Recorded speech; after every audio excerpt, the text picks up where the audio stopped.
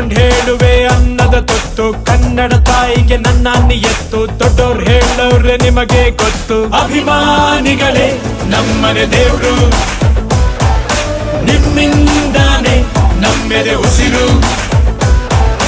ಅಭಿಮಾನಿಗಳೇ ನಮ್ಮನೆ ದೇವ್ರು, ನಿಮ್ಮಿಂದ